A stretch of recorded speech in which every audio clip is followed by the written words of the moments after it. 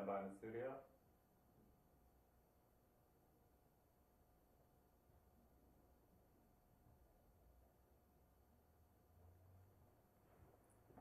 Seconds.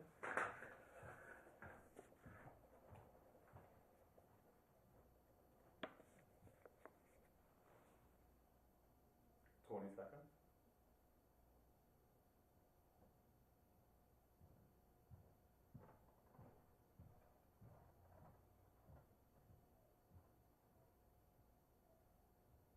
Yes, yes.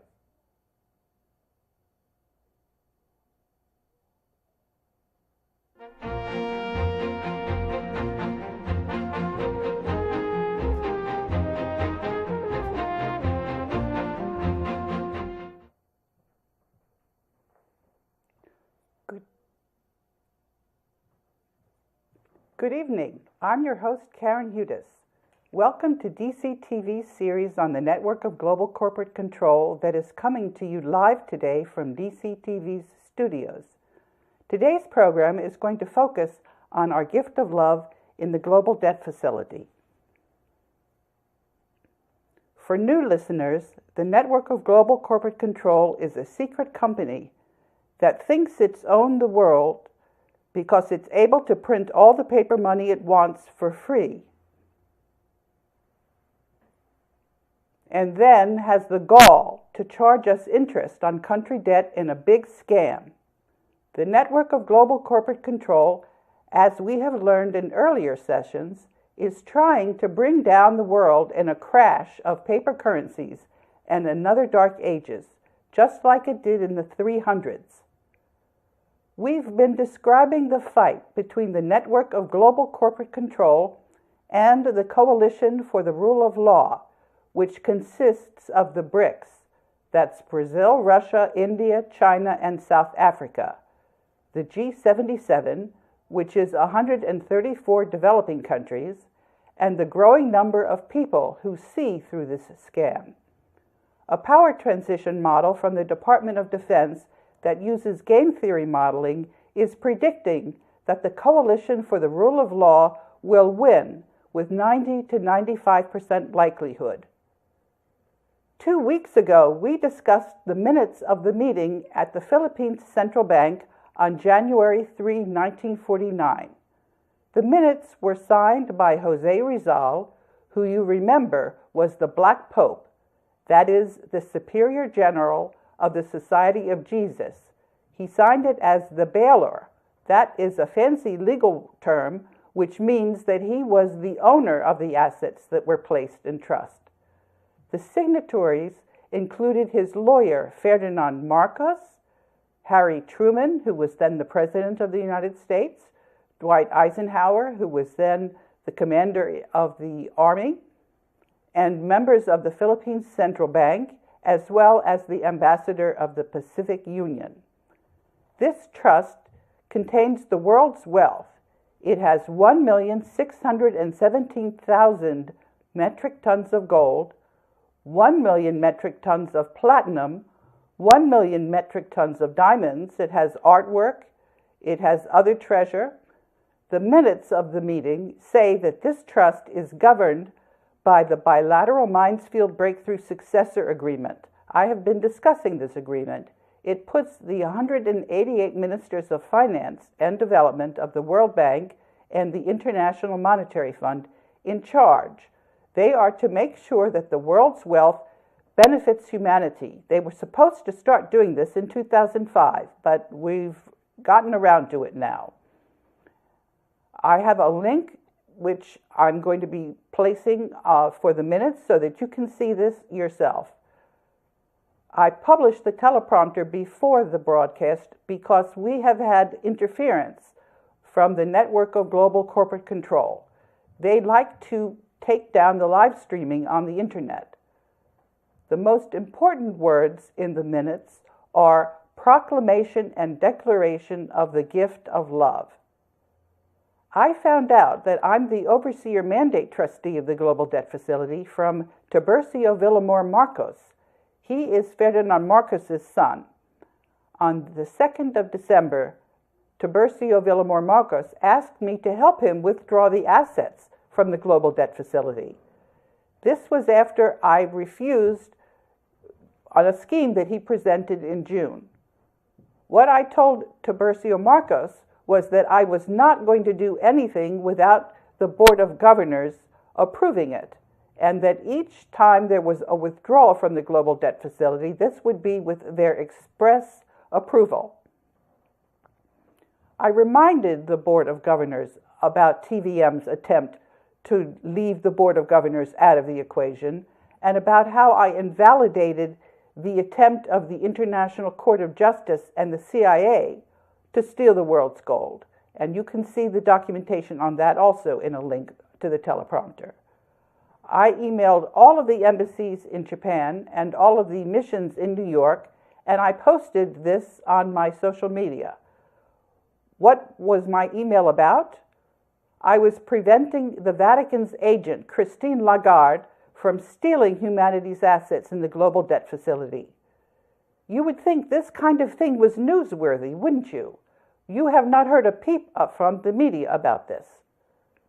But there are stories in the media that are very connected to this event. I would like to take back what I said about the legal profession.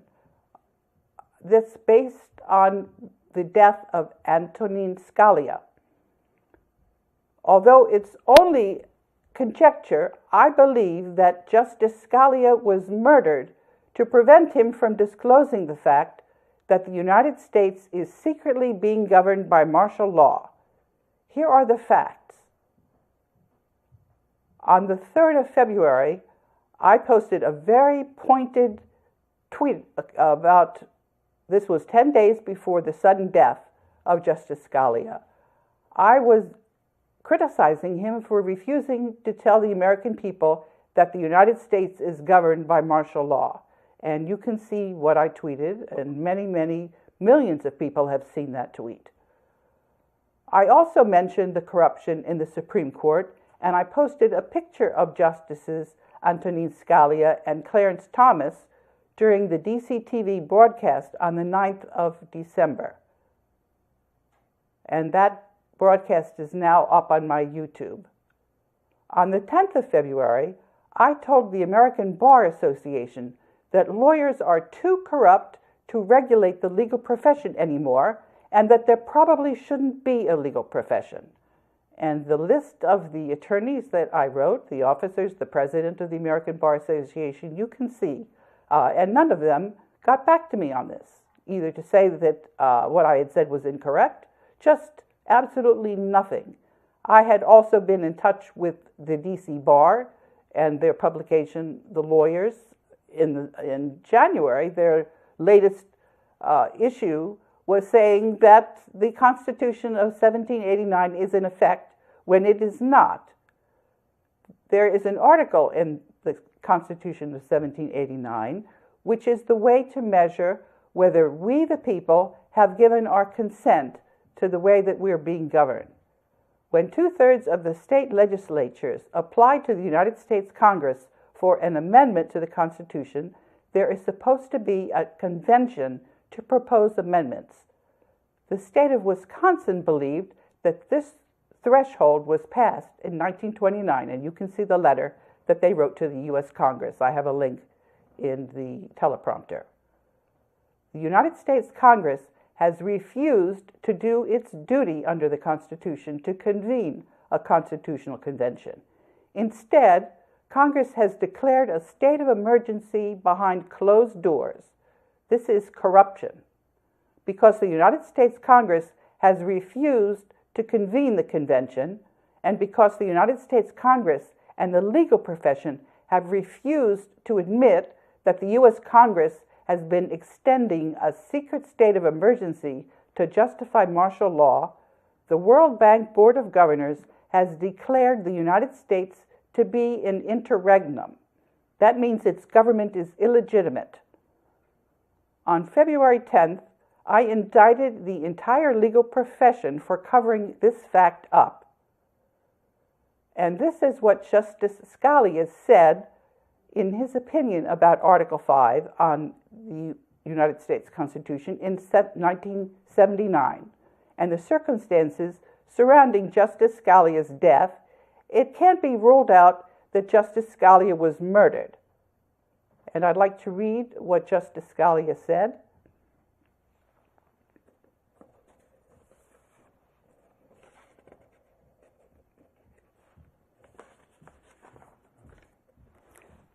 These are the words of Justice Scalia. The founders inserted this alternative method of obtaining constitutional amendments because they knew the Congress would be unwilling to give attention to many issues the people are concerned with, particularly those involving restrictions on the federal government's own power. The founders foresaw that, and they provided the convention as a remedy. If the only way to get that convention is to take this minimal risk, and the risk he was referring to was that there might be a runaway constitutional convention, then it is a reasonable one.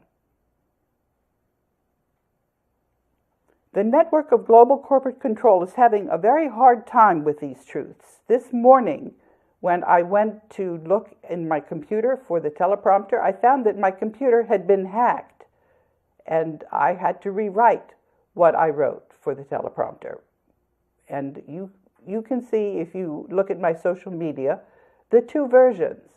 It's not an unusual thing for somebody to go into my computer and hack it and delete things. This is what happened when I was suing the World Bank, and I had a brief that was due the following day. Somebody went in and deleted the brief. Fortunately, I had put an earlier version, and when you write a brief in court, you have a lot of quotes. You can't just write it again quickly. I was going to miss the deadline, but I managed to find an earlier version. And when you have to rewrite something and you know what you're going to say, they're actually doing you a favor. So I'd like to take an informal poll this evening when I post this segment on the internet. I usually do that on YouTube. When I post this, I'd like people to tell me which version of the teleprompter you prefer, whether it's the longer, more detailed version or the one that's to the very point.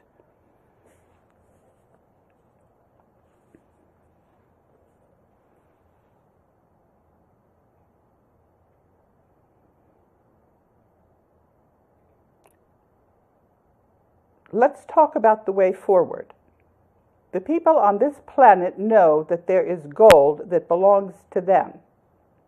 They know that the network of global corporate control is bankrupt and is in receivership. They also know that the Vatican's document that Christine Lagarde signed without any authority is invalid. This means that we are going to get our gold. Do you hear me on this planet? We are home free. How are we going to accomplish the global currency reset? This is not a problem because we know where we are and we know what we're entitled to. Let's talk about the United States military. In 2014, I went to Japan and I spoke to the authorities in Japan. I was assisted by a Japanese journalist, and that journalist told the people in Japan that I could be trusted, and they trusted her. And what I said to the people in Japan was that the United States military was going to stand strong. It was not going to be surrendering unilaterally because of the weakness of the Federal Reserve note. Quantitative easing, that is a technical word that the Federal Reserve cooked up so that we would fall asleep at the switch and we would allow them to degrade our currency. The network of global corporate control has been with us for a very, very long time. This is the same trick that they pulled in the 300s, just before the Dark Ages. That was when they took all of the metal out of the denarius. After a period of time, people refused to use those degraded coins, and there was no way to trade. Trade came to a total standstill. People starved. There was pestilence. And this is what the network of global corporate control has in mind for the US dollar. That's not going to happen because we know that that gold belongs to us. That is the very same gold that John F. Kennedy signed in the Green-Hilton Agreement 8 days before he was murdered. That's the same gold that Ferdinand Marcos and Ronald Reagan agreed to. There are treasury dollars that were printed and are now on deposit in the Union Bank of Switzerland. I haven't heard back from the Swiss embassy whether we're going to be given these treasury dollars. And in the event that they don't, I can tell you that we have another plan. And that plan is to use the loyal people in the military who we are contacting. I'm contacting them through Kay Griggs, who is a very good friend of Pete, and I'm trying to remember Pete's name. What frequently happens to me during these broadcasts is there are ways of disrupting people's thought process through extremely low frequencies, and I've learned to function through that. I'm probably losing his name for that very reason. But in any event, you'll see that on the teleprompter. And he was a whistleblower at the Mint. And he knows who has the capabilities. And we're going to print the treasury dollars ourselves if we have to. We're entitled to get the treasury dollars that have already been printed. They're uncut. But we have no way of forcing the Swiss to do what they're required to do. Many of the people that write in say that although we're right on the law, that we can't rely on the network of global corporate control to do what is legally required. And that's exactly what happened with Christine Lagarde. She was not reappointed because the Board of Governors delegated to me the right to speak for them on matters concerning the global debt facility, and because the representatives of the United States on the board of executive directors were breaking the Articles of Agreement, we told them that they had no right to express the vote of the United States anymore. So Christine Lagarde was fired. She was fired for signing an agreement to give back the world's gold to the Vatican. This was not authorized. We voided that agreement, and then we fired her for doing that. She had no authority. And so to say that she was reappointed days after she was fired, well, I can tell you, and I told Christine Lagarde directly on a tweet that she is fired no matter what the press says, because the press is owned not by the network of global corporate control, because the network of global corporate control is insolvent. We have filed financing statements, and they are going to be wound down. Now, there are many people who are going to be listening to the news, and it's going to be very difficult for many people who have not been following what's been going on here. And that's one of the things that we're going to be talking about next week, how to reach out to the people who don't know the difference between the fake pretend world that the network of global corporate control is trying to get people to fall into, the trap that they're setting for us. They've set a trap, and we're not going into that trap.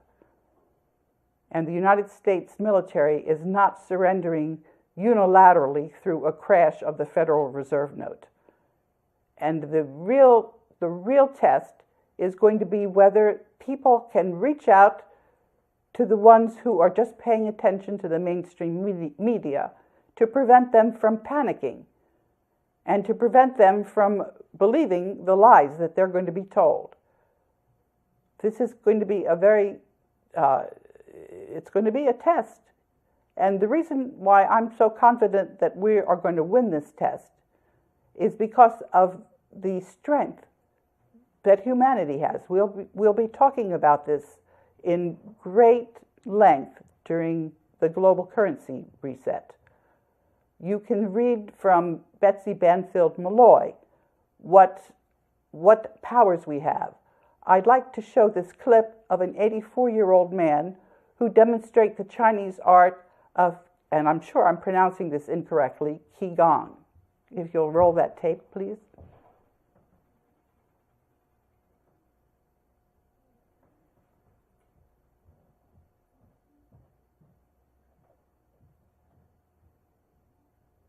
导演部。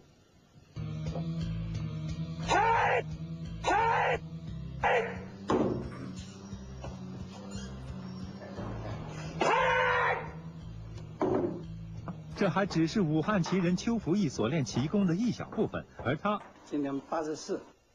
别急，这只是前戏，接下来的更精彩。上次你这是干嘛呢？把这瓶子打破。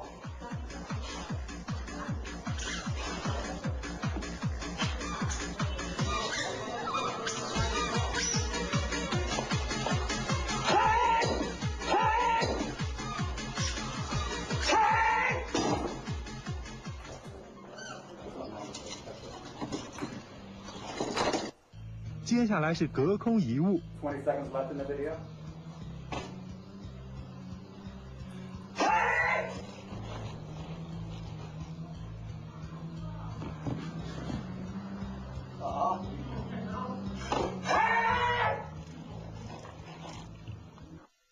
这也太神了。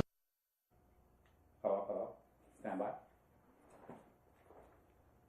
Why do you think that love is centered in the heart, which appears to be a muscle pumping blood?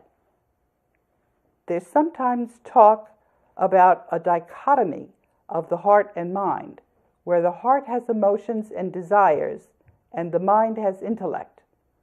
But the heart is more than just a physical pump, and humanity should not be limited to just the physical plane. On Valentine's Day, Betsy wrote about the collective unconscious. When you talk about something, you go to the heart of the matter. The heart is identified with the very soul of the individual. Tantra Yoga teaches that the heart of man and the heart of the world are a single heart.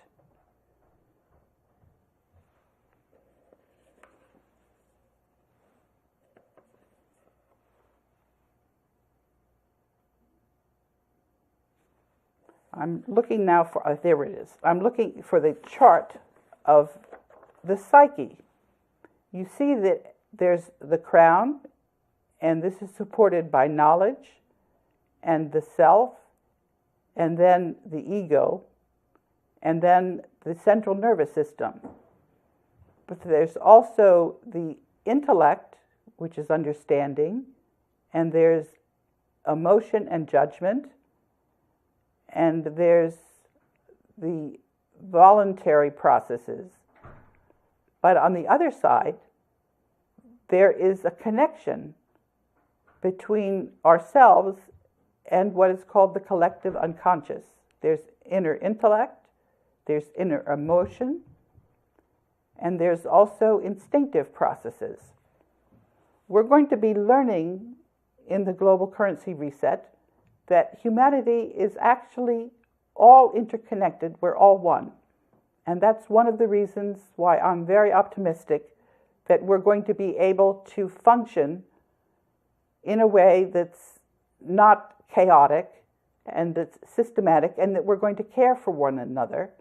There's been a lot of controversy about what to do about the elite that have been deliberately withholding our wealth from us.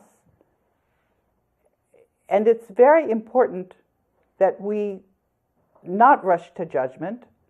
I've been criticized because I've been saying very, very categorically that we're not going to be punishing and throwing people in jail. And the reason for that is because we will be stuck. We will not have a global currency reset. We will not be able to transition if we're planning on punishing the elite. Because there are so many, the corruption is so deep that we have got to be collaborative. I have shown in earlier sessions a picture of how a sailboat comes about, and that you have got to switch to the other side when you tack. Otherwise, you capsize. And it's very clear that humanity, if we insist on the idea that we're going to be punishing the elite, we will capsize. We will not have humanity anymore. That's just the way it is. People don't have to take my word for it. They can discuss it among themselves. That's what we've been doing. We've been discussing this for a long time. And everything that we're doing, we do collaborate. The best way to collaborate is to send me an email and to also post a discussion either on my social media or on the YouTube. And we'll find other fora if they're necessary. But we are all each other's keeper. We are all interconnected, and we are all going to care for one another. And as we learn how to function as a cohesive group, and this does not mean that we're giving up our sovereign nations. Our nations are remaining sovereign. They're actually going to be sovereign in a way that they hadn't been sovereign before, because of what the network of global corporate control has done. The nations of the world have been subjected to state capture, some of them more than others. The United States has been ruled by this network through corruption, and we're going to have to work very hard to alleviate that.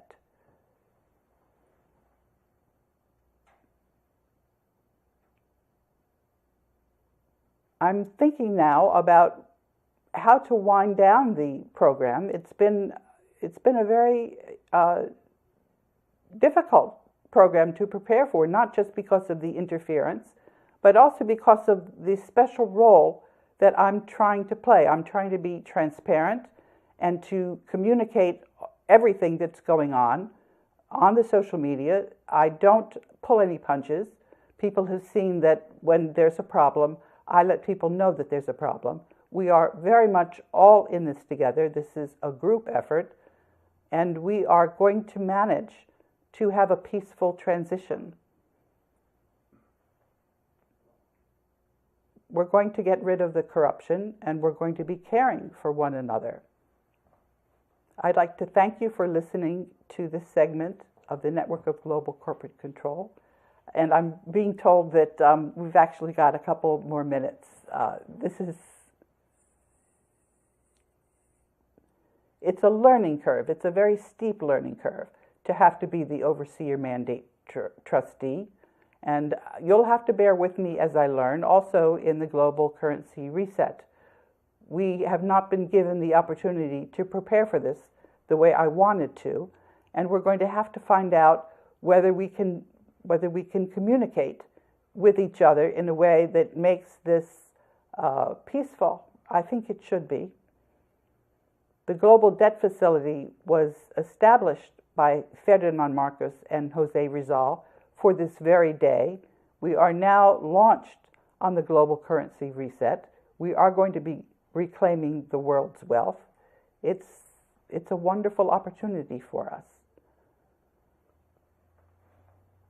I also today reached out to the two men who are going to have to work with us. One of them is the Black Pope, that's Adolfo Nicolas. The other is the Gray Pope, Pepe Orsini. They are in charge. They're above the White Pope. And I would also encourage all of you to get in touch with these men, because we are all in this together. They're in this as much as we are. We're all interconnected.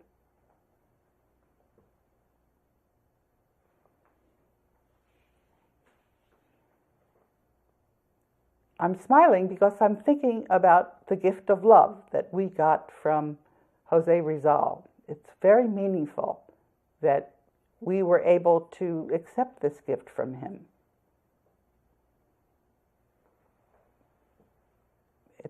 It's a wonderful opportunity that we have. I hope we're able to grow and reach out to each other and care for each other during this reset. It's going to be a fundamental change in how we interact with each other.